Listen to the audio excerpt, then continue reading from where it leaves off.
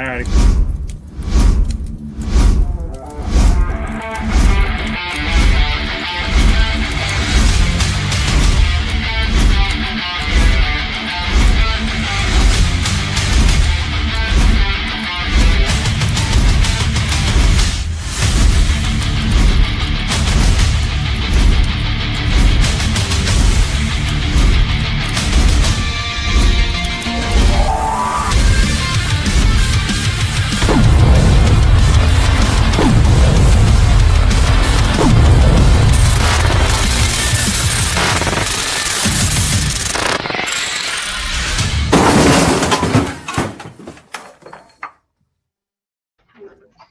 Howdy do. Welcome to a new everybody. episode of 30 minutes of comic Book book chaos. My name is Thomas. Thomas finally here. Formanti. Everybody's here except for our host. Oh, wait a minute. He's on now. Yeah, I finally made it in. Sorry. Yeah. All right. Well, you start talking now. Proverbial cavalry. Welcome to 30 minutes of comic book chaos. That time Chaos. So yeah, sorry about that. I came in a little bit late. Normally I'm the early bird with Thomas, but yeah, I had some stuff going on and yeah. Yeah, I fumbled around. I think I pressed the right button, so we got. I hope we'll see. We'll see later on. Yeah. Oh, that's true. It could not be live right now. If there's anybody out there watching, please say that it's live somewhere, somehow. So we're all live, so hopefully that matters. All right, I can go with that. And we hope somebody's watching. So we decided tonight y'all are doing Sparky, which is the I guess the mascot for the comic shop here. Which comic shop? 3 Alarm Comics. Comics. Boy, I really like the echo effect that you can make on this ship. This is I really know cool. it sounds natural. A lot of work. Yeah, I don't know progress. I don't know how that happens. Happens. I mean, it's one of those magics of show business. Okay. So where did I have a question for you to start off with there, Mr. Okay. Where did Mr. Sparky come from? So honestly, when we first started off, a friend of mine came up with a name for the shop for the 3 Alarm Comics. But oh yeah, that's even more important. We ended up when the idea came about. My original idea was the old Bugs Bunny cartoon with the little fire character that ran around, putting all this stuff on fire. And Mitch Bird was the one who actually drew the original version of it. And since then, we've had pretty much everybody else do their own take. It doesn't have to be an exact duplicate. I want everybody to do their own version of it. And it's actually already Steven and Brian have both done their takes on it before, which actually hang proudly here in the shop. And how come mine's not in the shop? Huh? How come mine's not in the shop? Because you haven't done one yet. Oh, okay. Well, we're gonna do one now.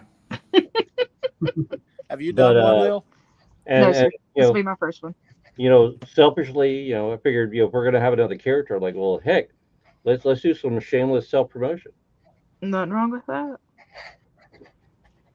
So that's how it came out. But yeah, that basically what it was Mitch was the first person to do it, and I think Eric Powell was the second person, and then we've kind of gone from there. Oh, the goon guy.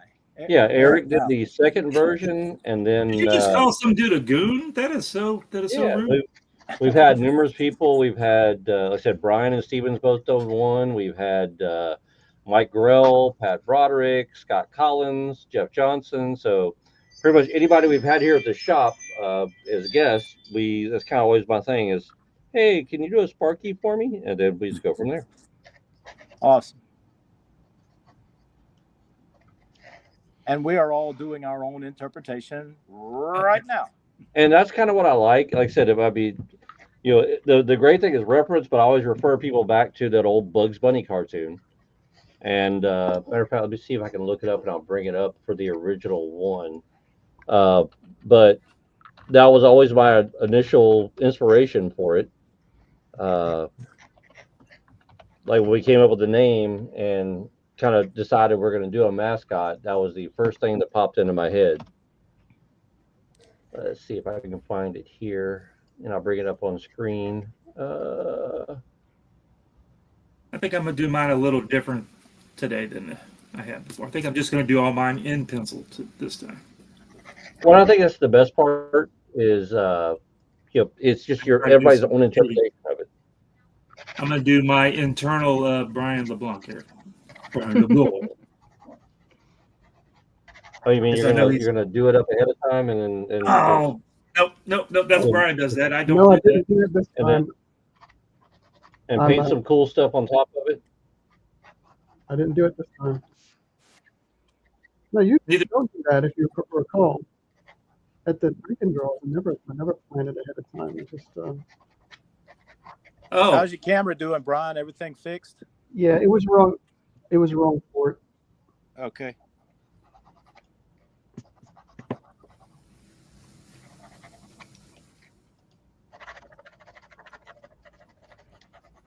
But yeah, I mean, it's one of those little fun things. There's been a few other places that have done something similar to it, but we're still the longest running one, so we're good. I think there's actually SPARKY? Well, there's actually like a comic book supply company that has their own little fire character, kind of similar to it, but we've been around at least a decade before they were. So we're gonna have to talk to those guys to find out. Oh no, I got mine copyrighted and whatever the other one is. So I've got them both. Trademark.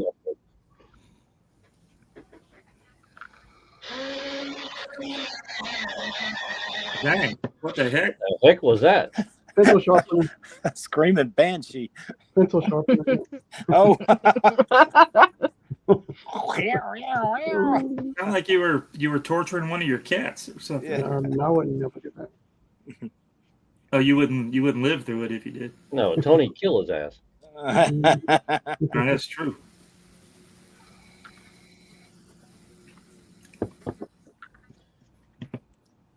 Last week we talked about some con stuff. I wanted to ask you guys another con question. A pet I peeve wanted of you mine. to throw something out there this time. Yeah, it's a pet peeve of mine at cons. What do y'all feel about when folks are you're set up at the show? This is from the creator side, and you're set up at the show, and then all of a sudden somebody walks by and they put stuff on top of your table.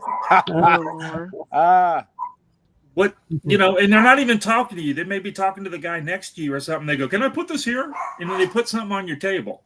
Hey, look, sometimes they don't even ask. They just do it. Yeah. Hey, look, Art Monkey, this is our space, not yours. It's the worst when if it's like a cup with condensation on it. Oh yeah, no, I was going to get to that. But yeah, so sometimes it will be a drink or something, and they're like putting a canned soda or something on your table. What? How do you tell them to? Can you please move this, sir? Please move that crap off my table, please. It's time to throw hands.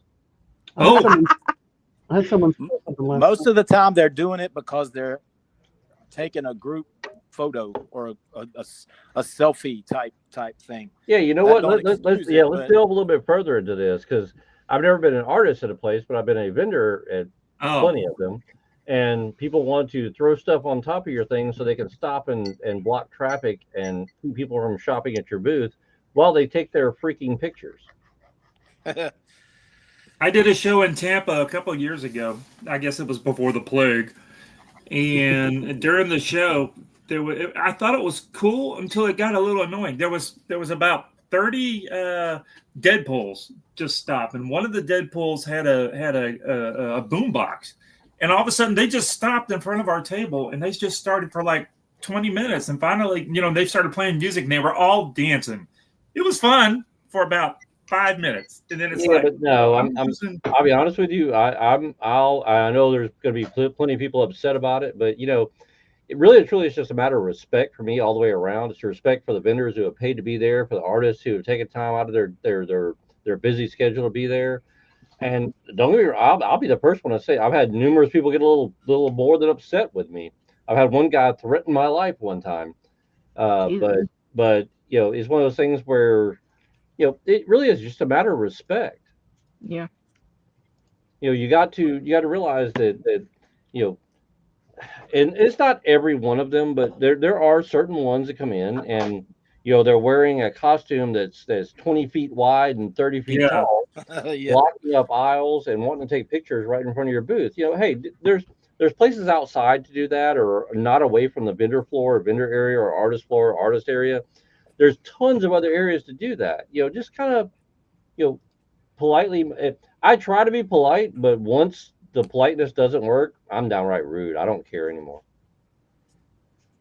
Well, luckily, most of the shows now have like spots out front. But yeah, you'll get them where they're, you want them to shop because they eventually they're going to buy something. But then all of a sudden, somebody stops them and they go, "Can I take your picture?" And then it turns into a 15-minute photo shoot right there in front of Well, and they're blocking your area. They're blocking the traffic going to it and everything else.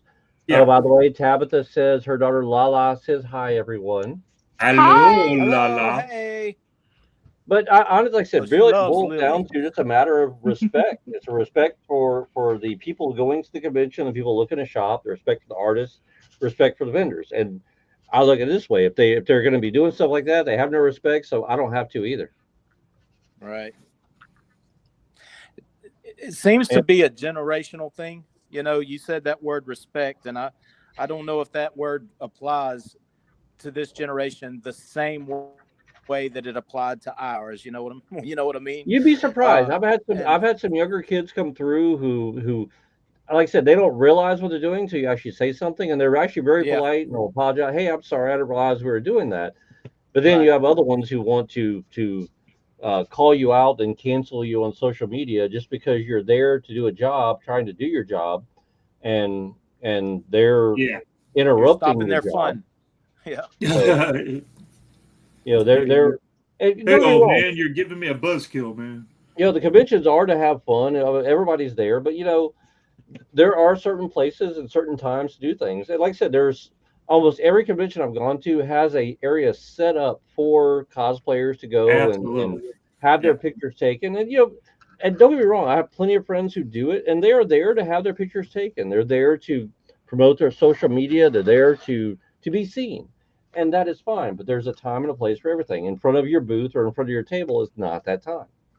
Right. Now, I'll basically get a lot of hate from all this. I will say this: it's been a while since I've had it personally happen to me, and we've done quite a bit of shows. Lily, we did a show this past weekend in Mobile. Mm-hmm. Lily, you didn't have any of that happen to you I wasn't able to be there Sunday. I had to sing at a funeral, but Lily was running it by herself.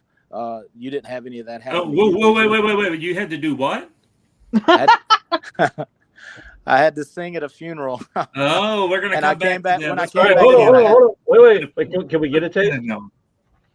Can we get a little encore? I mean, so was it? No. I got a frog in my throat today. Oh. But no, I didn't have any of that. I mean, the aisle in front of us was really wide, but there wasn't really anybody at the whole con that was ugly. Most of the time, people have had like a lot wider aisles in them. Yes. This one definitely did, and we had like 10-foot tables. Didn't know what to do with all that. Wow. Like there was people who stopped and took pictures in front of our table, but it was far enough. It wasn't like directly blocking anything. And I think most people who do that don't do it maliciously. Yeah. But there are some people who will be ugly. I do agree with you. I think most of it's just they're oblivious. Like I said, they're there to be seen. They're there to have the picture taken. And there's no problem with that. But when it blocks up the traffic or blocks up a table, that's, like I said, I'll be the first one to say something. Yeah. And I think it's just up to how they receive that, and how they'll react to it. well, and to how they'll react. Like, are they going to be nice about it and apologize or start something? Well, I always try to start off with being polite, just saying, hey, you're blocking up stuff. I got people trying to shop, or hey, you're blocking stuff. There's people trying to look at our stuff. But when that doesn't work, I'm like, I won't repeat what I normally would say. After the third time, it gets a lot more a little loud. graphic. No, I don't blame you. Less For cordial. Less cordial. Yeah, it starts off cordial. It gets a lot less cordial as time goes on. Right. I don't blame you. Yeah, I was invited. I'm not a. I have a beautiful friend. I'm not going to name him, who was actually ended up getting a lot of flack online for just the exact same thing we're talking about, over the fact that he, a very well-known comic artist, who kind of, he was very curmudgeonly earlier on in his career, and over the past like 10 years, I guess he's kind of mellowed out a lot. But you know, Mitch? he's quoted online. I know. He's quoted online for a lot of stuff about cosplayers coming and being in front of his table and blocking stuff and putting stuff on his artwork. And let's just say he had very little tolerance for it. Like from the beginning, it was like expletive, get your expletive stuff away from my table, that type of thing. Right. But now he's actually kind of mellowed out, and from knowing the guy, I said he got a lot of bad press. He probably did what any one of us would do. Unfortunately, he was just in a position where he got quoted on a lot of social media and a lot of comic book websites for what he did. Mm. But now he's actually kind of got a lot more. But I think also a lot of people know, because of the fact that he got so much publicity, hey, don't do that. Stay out of the way. Well, we all know to stay out of Mitch's way. That's what you're trying to say? Mitch was not. If Mitch is actually paying attention to what's going on in front of him at the table, I'd be like pleasantly surprised.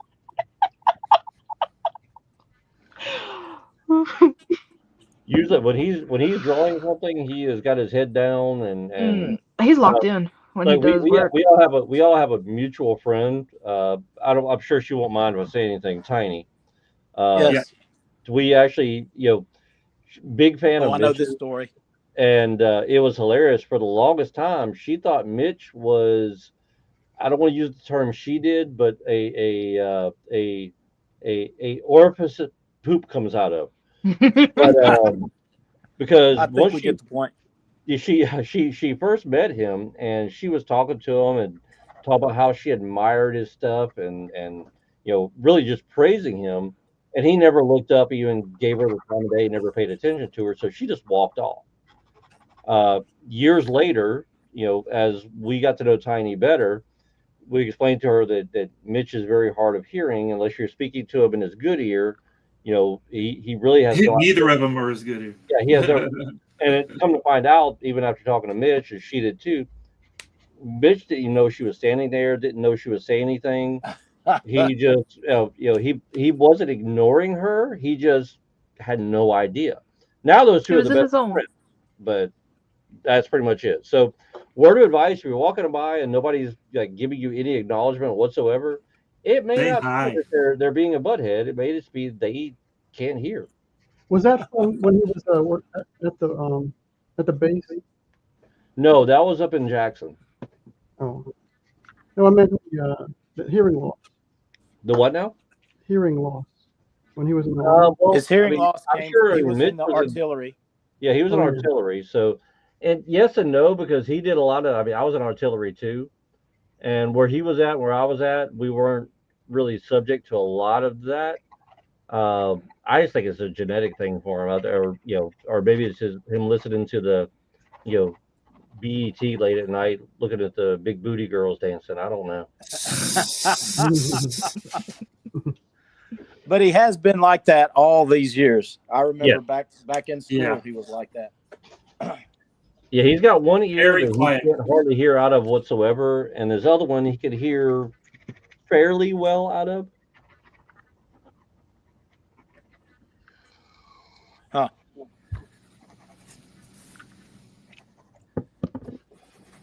So Scott, I don't know if you noticed on my drawing here, I'm drawing Sparky with a sparkler. So he's sparklery. He's sparkler. Yeah, that's right. I thought that was creative. I guess not. Actually, I love it all of them. I ain't gonna lie. The sad part is how much money I have to spend to get all these to hang up in the shop. We could work out a deal. I'll gladly play you the second Tuesday of next week. For a hamburger today. Yes. See, you got it. What was that dude's name? Woozy Winks? No, that was no, that was Plastic Man's guy. No, that was Popeye. It was Popeye, but the guy that was saying all that. His name is Wimpy. Wimpy, there you go. Wimpy, that's it, Wimpy, yeah. Hey, you see what mine's doing? What's yours doing? Oh, he's drinking a cold one. Yeah. That's pretty good. I should have done that. I'm changing mine. I'm changing mine. Look at that. Speaking of which, we're actually going to be, once we get the new place open, we'll have to do one of the live streams from there. If we can do like a little drink and draw live stream from there, get everybody there and do it from there. Oh, like all in person kind of thing? Yeah. We're doing, like I said, shameless self-promotion, but a friend of mine is opening a geeky gaming bar and grill in Biloxi called the Adventurers Tavern. And awesome. I will actually be brewing the beer for it. So we'll be able to do some different events over there, even some after parties, but try to do some drink and draw type things. Even for people that don't I mean, you could drink tea. It doesn't have to be alcoholic. But, Oh, will he have Cokes and stuff too? There will be sodas, there will be tea, there will be water, there will be whatever else you want, non-alcoholic. So, Coca-Cola is a really good mixer. Really good mixer. for the alcohol. But yeah, so I think if we could do like a live from there and just do a big thing, I think that should be kind of fun. Have everybody together and put the camera back, and we just we'll put a camera in on each person, but then also have a big one to overview everything. I think it'd be kind of fun. Yeah, awesome. I like that. Yeah. Just tell everybody not to set nothing on our tables. Please don't. I'll be there. I'll whoop some butt. I don't care. Yeah, the show I did last weekend, I was invited to sit at one of the dealers' tables, and this guy had $1,000 books on the. He's one of those guys that had the big rack behind you with the real expensive books. Yeah. Then the books in front of him, he had the $200 or $300 books for him, just the books out front, and he had to go to the little boys' room, and so I was watching everything, and I'm like, "Don't leave me here with all these books, it's crazy," but he did, and at some point, somebody was putting in the short boxes that he had up front. The guy was putting a can of drink on these books up front, and there was $100 books in this thing, and I finally had to say, "Could you just please take that down?" And he looked at me like, "Why?" And I'm like, "Because if this spills in there, I'll tell you what. Instead of that, give me your credit card number. Yeah, right. Yeah, and then put your thing wherever you want. That'll be fine.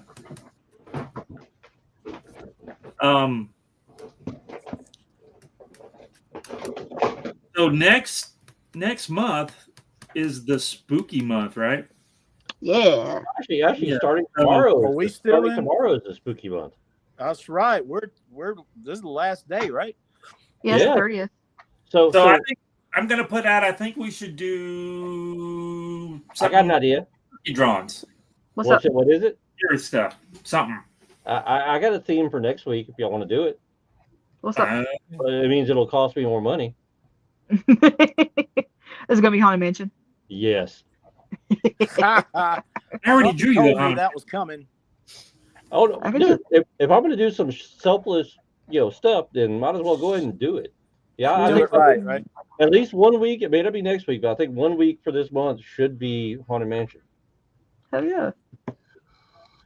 We need to try to get Mitch to come on and draw something. He won't talk much. Let me talk to him. He probably won't talk, but I can put a camera up and have him here, and I can translate for him because he won't hear what's happening. Hey, Mitch, this is happening, and he'll mumble and answer. Yeah. So what are some other characters do you think that we can draw besides a Haunted Mansion scene? I mean, honestly, I think you could go all out. One of the big things is Art the Clown from the Terrifier movies.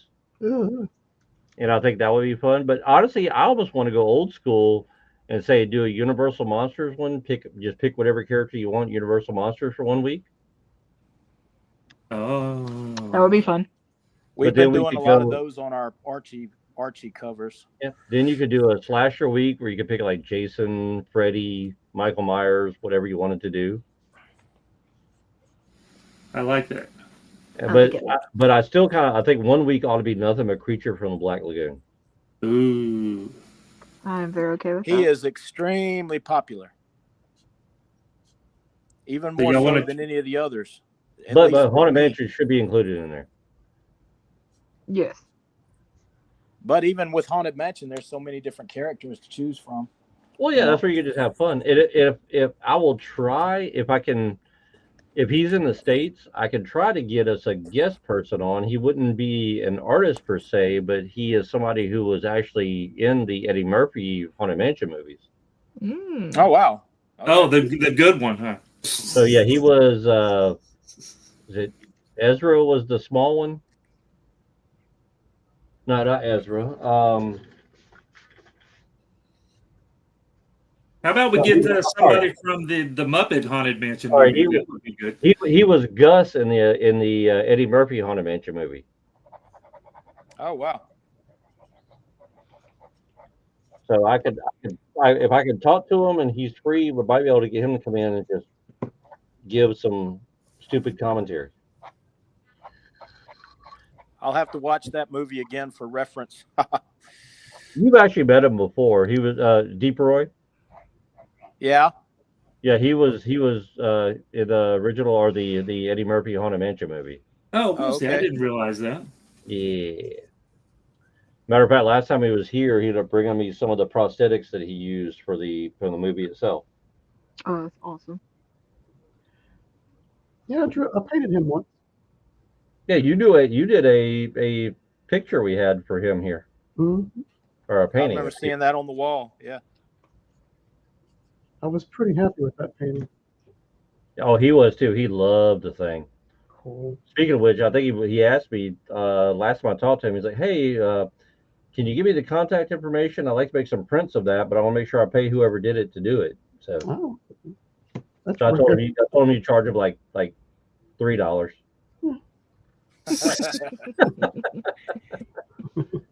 Per print. There's a reason we're called starving artists. No. Hey, Chick-fil-A means a lot in this day and age. Yeah. I love me some groceries.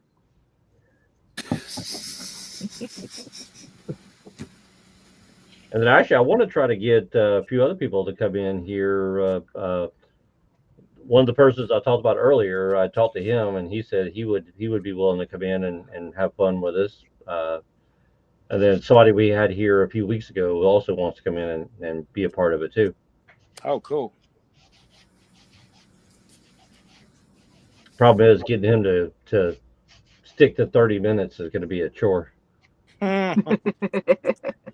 Well, he can get cut off just like the rest of us. Oh yeah, believe me, it's one of those things where the rules are the rules. So after 30 minutes, we're all subject to it. Done.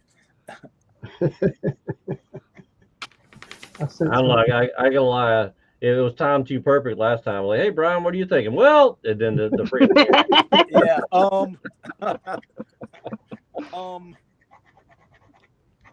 Well, you know what? I was just the other day. I was just thinking that now what time is it? Oh, excuse you. We'll be cut off in wrong thing. I'm hitting the wrong thing. Wrong button. You have to rename this stuff on here, Tommy, to the 1 minute thing. I don't know where the counter is at, but you are down to less than a minute. Hold on, I'll click it. Right Holy smoke. There it is. Just started. It's a good thing we can post this stuff later on so people can see it. I'm just about finished today. Why is it that Brian always gets done for everybody else? Oh, I guess somebody started the timer, so we'll go a little bit longer, but we'll see. I got glare going on here. So how do we get in touch with everybody? Lily, how do we get in touch with you? I have Flowering Lily on Instagram and TikTok. Lily Butler on Facebook. What about you, Mr. Brian? Oh, I'm all right. You can catch me around. Okay, that's enough. What about you, Steven? Steven Butler Studio. Steven Butler Studios on Facebook. Steven Butler on Facebook. Steven Butler Studios on Instagram, and Steven Butler Studios on YouTube, I think. Yes. You can reach me over on